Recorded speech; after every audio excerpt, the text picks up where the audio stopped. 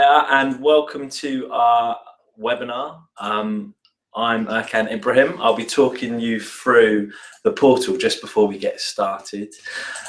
So as mentioned before, we have got our online portal which we launched recently, and the portal is a one-stop shop for businesses. Inside the portal we have different tools and resources to help businesses.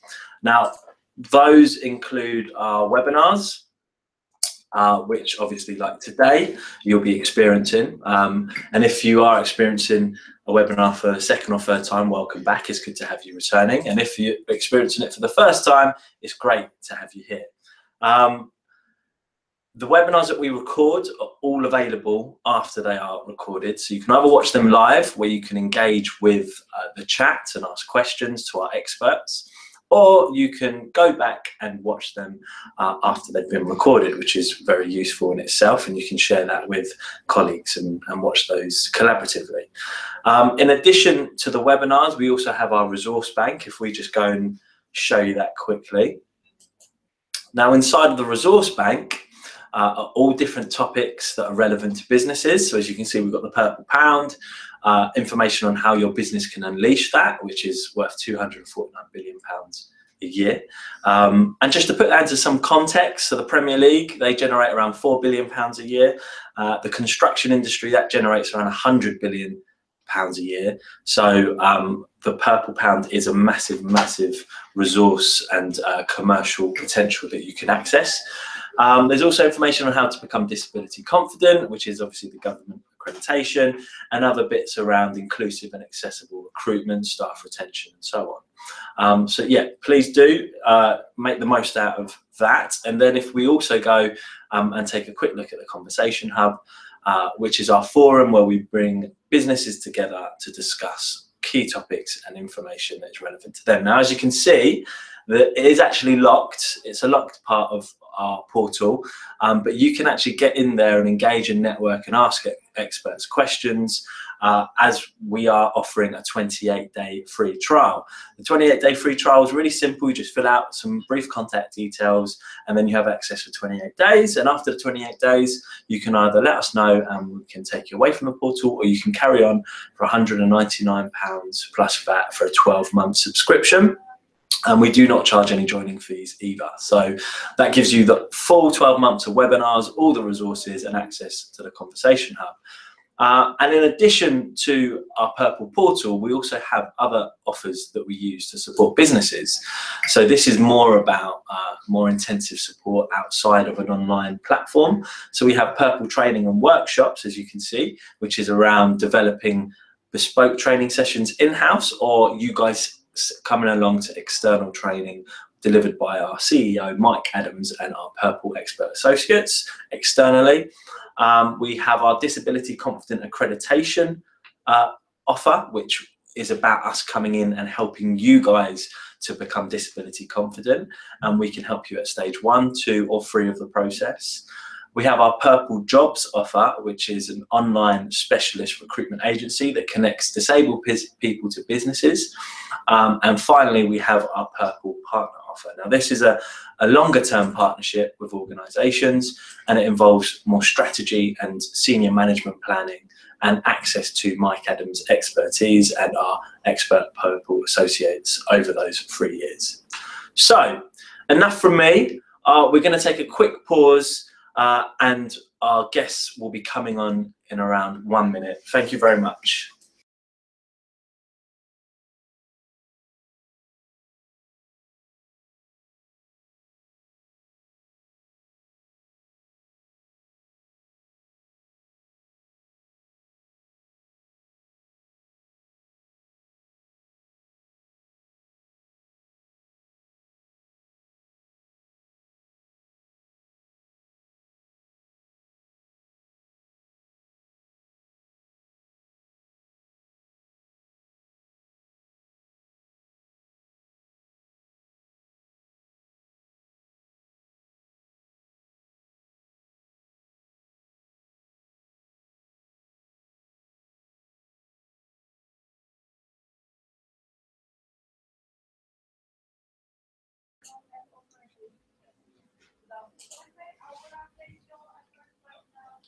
Hello and welcome to the Purple webinar. Today we are going to be discussing the upskilling of your staff to be disability confident, and specifically the link with customer services. As usual, we'll be drawing on real life and current practice from organisations we are currently working with. And as normal, we want to leave you with practical hints and tips for you to take back to your organisation and hopefully integrate into your practice.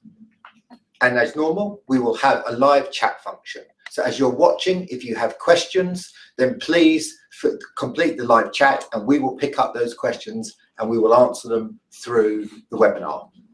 And I'm joined today by Phil McCusker, Purple's Chief Operating Officer and the lead for our Disability Confident offer. Welcome, Phil. Thanks, Mike. So let's get down to it. So from your experience, when people think about customer services and disability, what do you think their first initial thoughts are? Well, I know what their thoughts are, and it's really interesting that their first thoughts are about access and wheelchairs, which is not surprising, but ironic in the context that only 4% of disabled people actually use wheelchairs. But I think the issue's broader than that.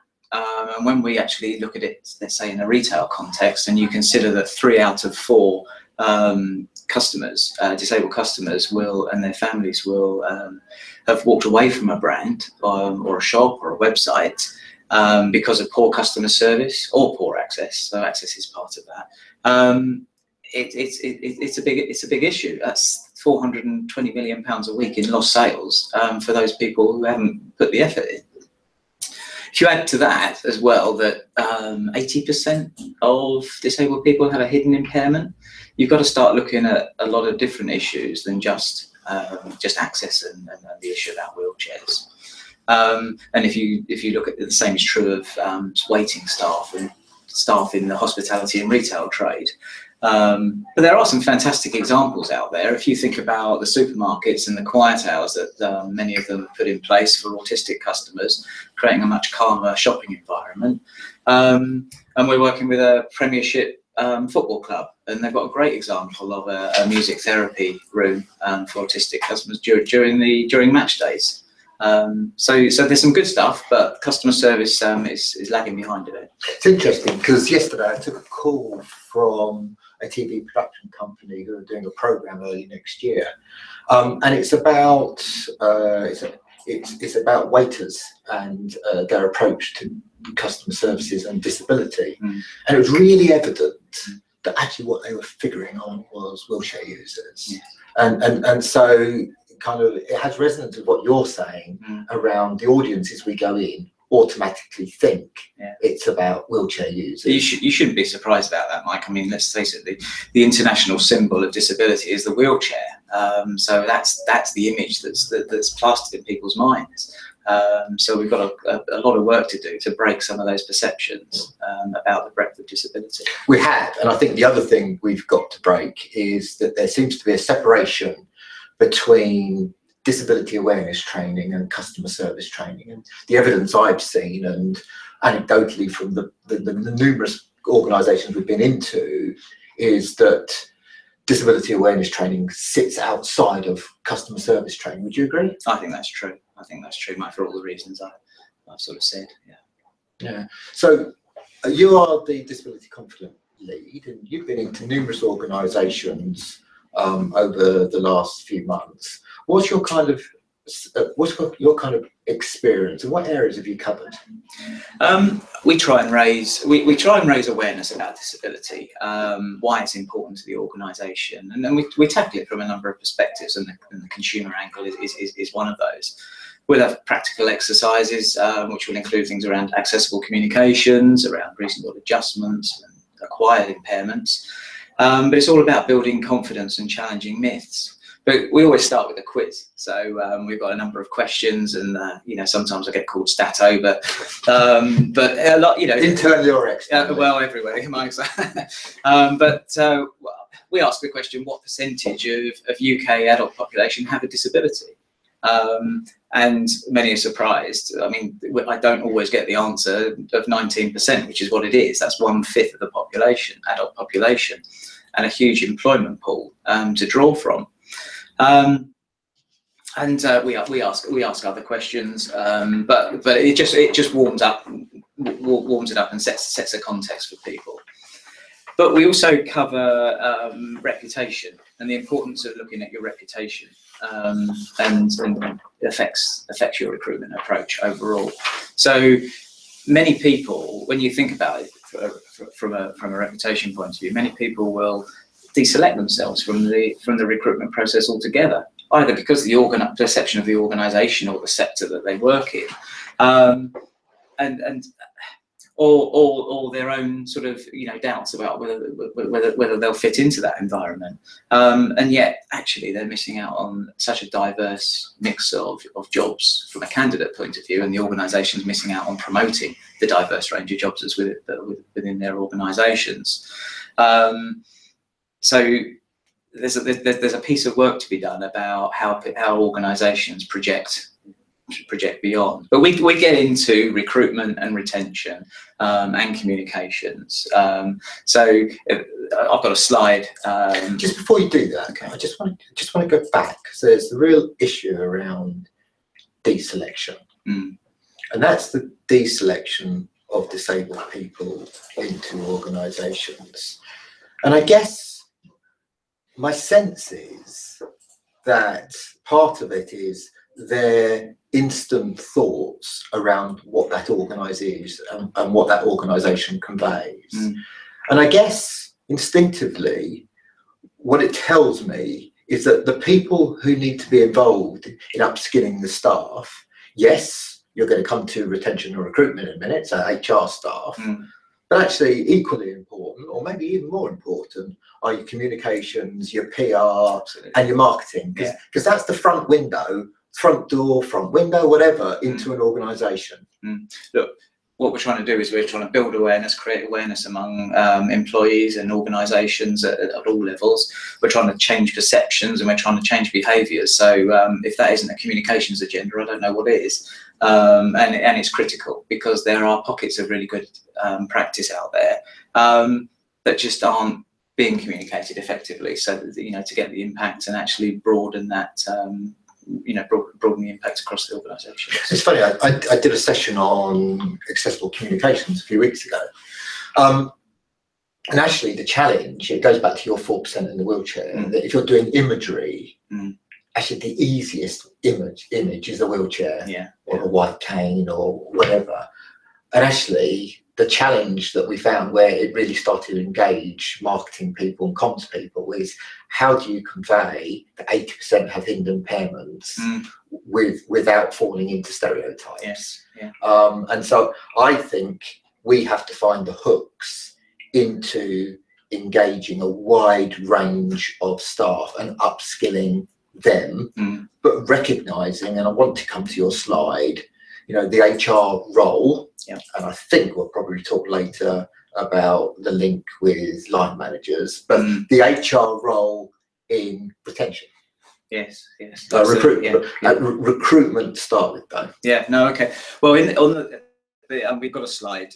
If we use that, we take people through the recruitment journey for a candidate, and we ask delegates to see it through the lens of a disabled candidate and think about the interventions you'd make all around that cycle, right from the job description, the job advert, the shortlisting, interview and assessment, right through to that onboarding process, which is where we might get into line managers and their introduction to this. But how accessible are adverts? How welcoming are adverts to the organisation?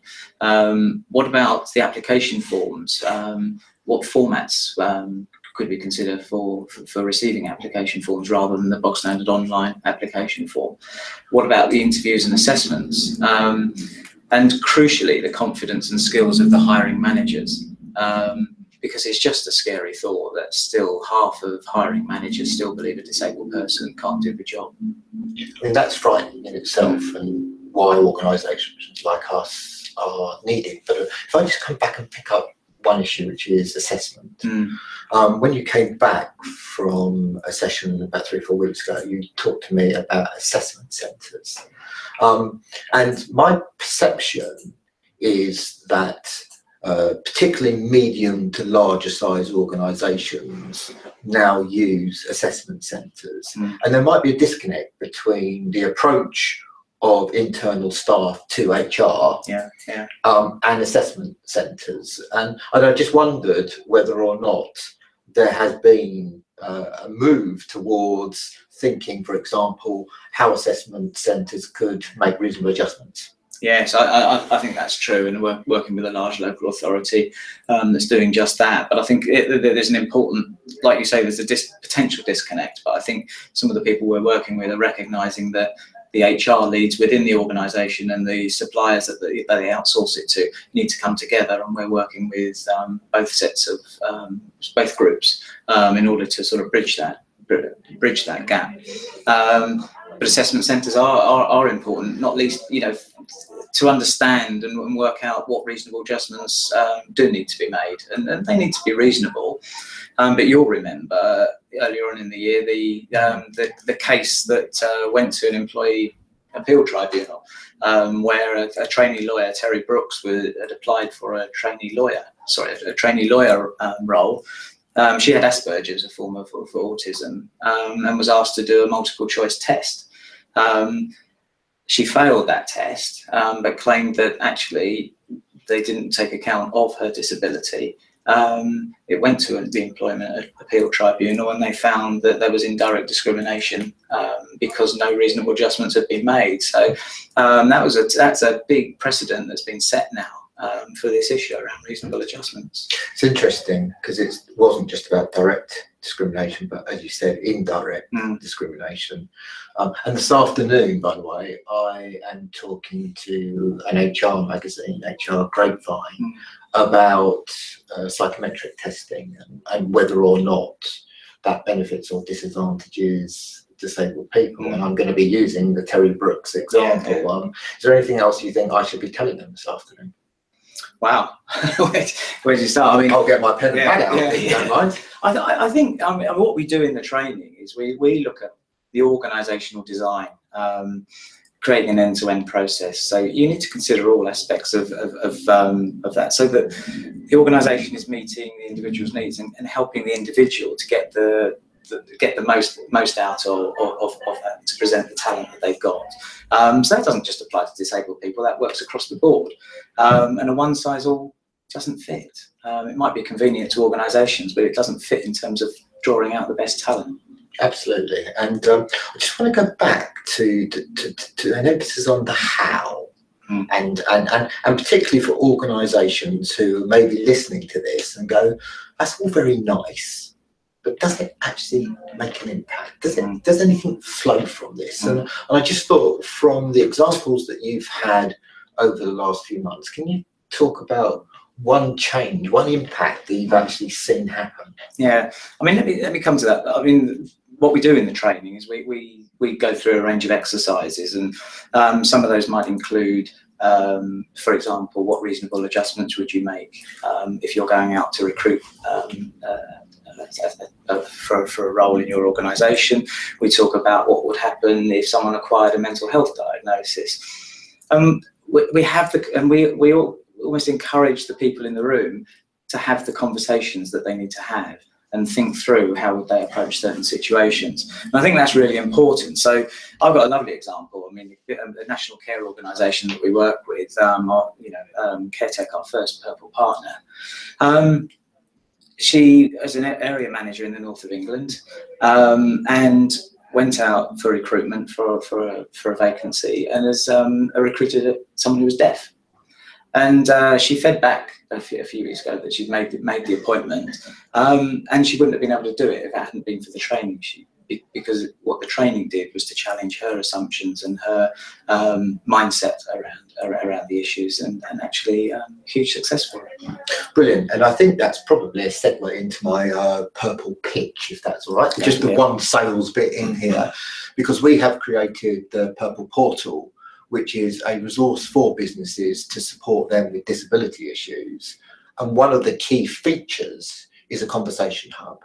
So the example you used of a practitioner in an organisation in the Northwest saying, by the way, we have just gone through the process and successfully supported through recruitment a deaf candidate, because there'll be other organisations who will be asking the question, and rather than us answering it, we end up having a rich number of staff in organisations answering those questions.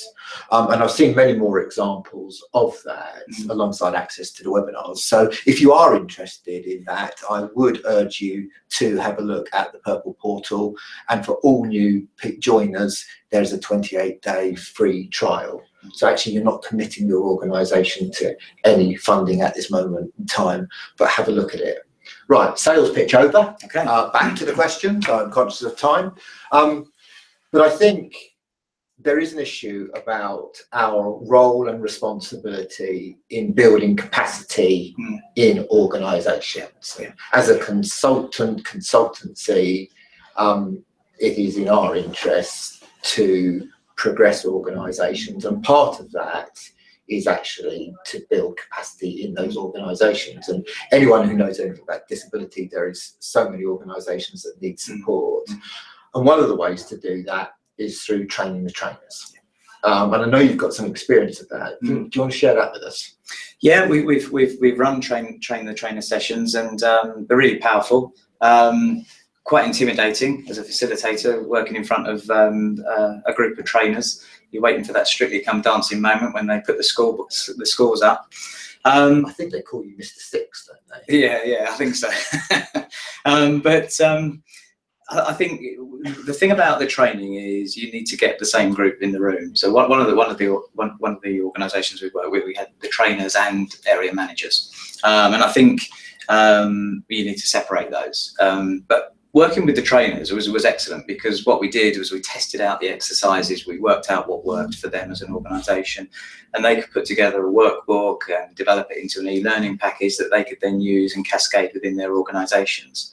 Because any organisation like Purple is not going to be able to deliver training for every part of the organisation, and that cascade really does link into the line management issue, because I think in all the work that we've done, whether it's with a care organisation, whether it's a local authority, whether it's with the stock exchange that we work with as well, the role of line manager is absolutely paramount in this. And for those people that are juggling enough priorities, let alone to fit in the disability agenda, it's a big ask.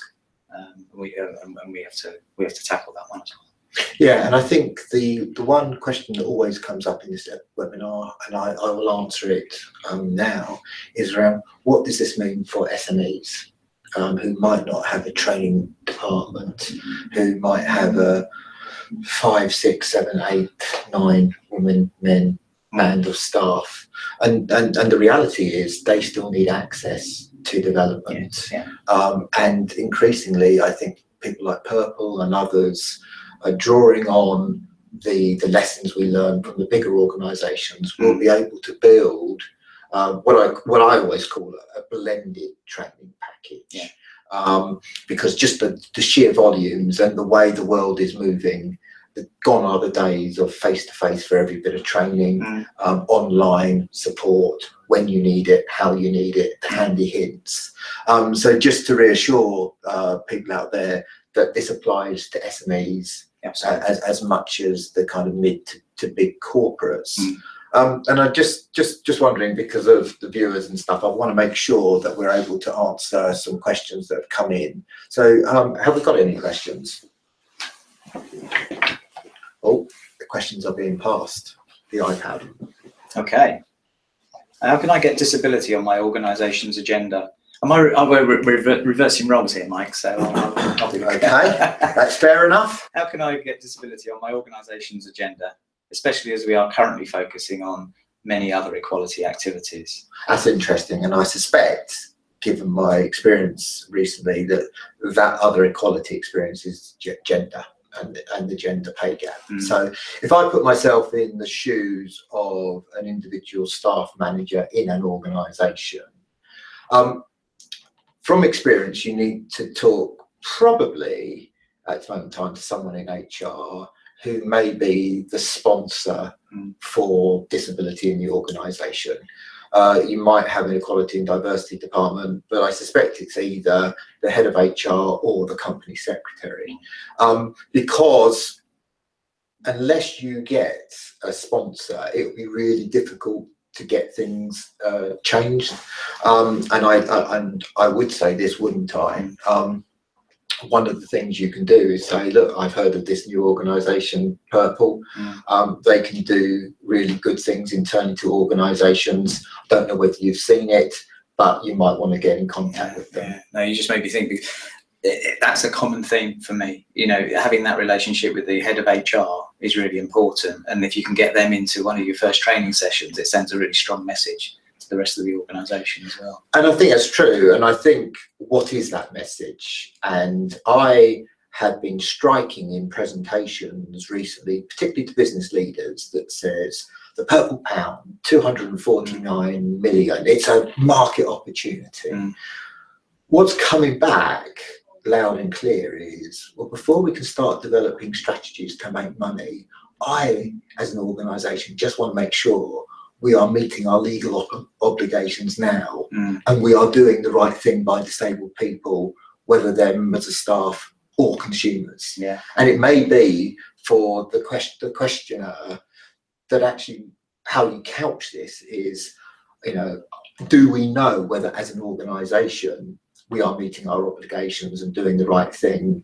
How can we find out? Yes, yeah, and I mean, and there are ways, and the Disability Confident Accreditation Scheme is one of those ways in which you can actually sort of put a mirror up to yourself to do that. But it's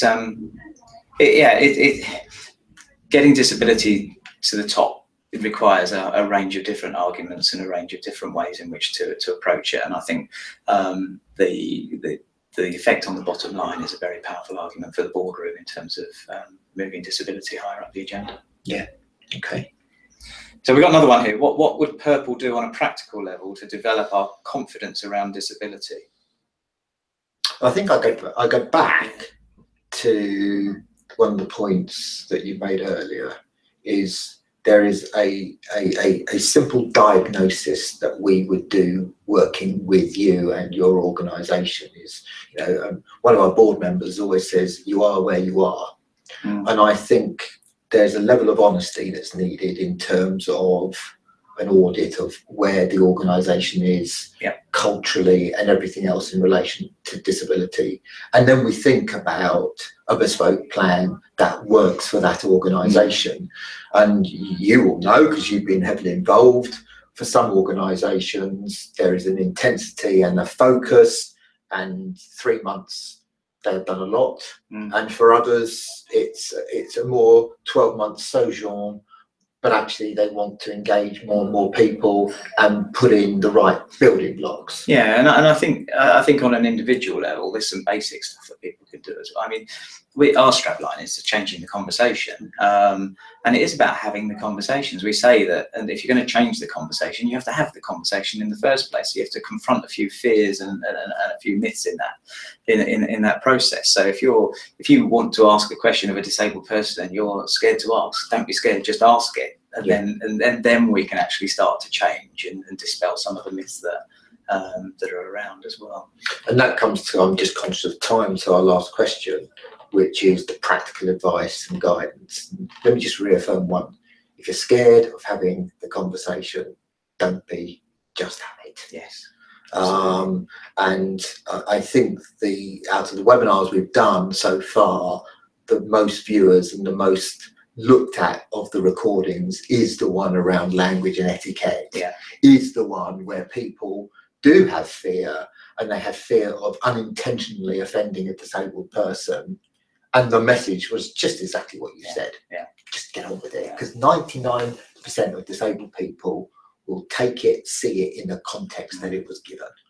Which links you back to the retention aspect as well, and the culture that organisations set within their own organisations, and how disabled employees feel within that organisation, whether they feel supported and valued, whether their opportunities for advancement within the organisation, their one-to-ones, the adjustments that have been made within the organisation to continue that experience from recruitment through to living in the organisation. Yeah, that's right. And in terms of, because we talked about recruitment, in terms of retention, because one of the practical things that I want to take away is, what are the 3 key lessons that people watching today should take away with them? Yeah, I think what's been important from our point of view in terms of engaging with organisations is you've got to engage with the top table. It can't be any single individual. We have a scoping meeting. We look at, we discuss what the business is all about, what their ambitions are, what their values are, so that we can actually then build a trusting relationship and build the agreements that we need to move forward. I think linked to that, it's about being very pragmatic. It's a point you made earlier, which is about people are where they are, and you have to start from that point, not from where they want to be. And if you can start from that point, we can start to build a program that makes that step change towards where they want to be. I think it's too easy to look forward and it become a tick box exercise and people trying to leap and say, oh yes, we've done that. We're talking about organisational change and organisational cultural change. And then I think the point I want to make is finally is the line manager. The line manager is absolutely paramount in this. The judgments that they make on a day-to-day basis, the priorities they've got to juggle, their understanding of disability, and just some time out really to recognise that there's a talent pool. When they're going into an interview, recruiting start, there's a talent pool that they could be missing out on. Yeah, and I think that's probably a really good place to finish. And I would just kind of reinforce the message that if you want to change culture, and if you want to change culture around disability, focus on supporting the line manager to support their staff with or without a disability. Yeah, totally agree. And so in many ways, that is a mainstreaming issue around changing the culture of your organisation per se. So can I thank you, Phil, thank you, for being the guest today. I'm not sure I thank you for actually then turning me into the guest for a few minutes, but thank you to you for joining us. We talked a little bit about Disability Confident this morning, and there'll be a webinar coming up in December that is specifically on Disability Confident and the journeys through the different stages. So if you're interested in Disability Confident, join that webinar. The next webinar takes place on the 1st of December, which actually I think is next Friday, which is going to be on the Help Me Spend My Money campaign that Purple are running to the retail sector. So I hope you can join us for that. It's at 11 o'clock next Friday.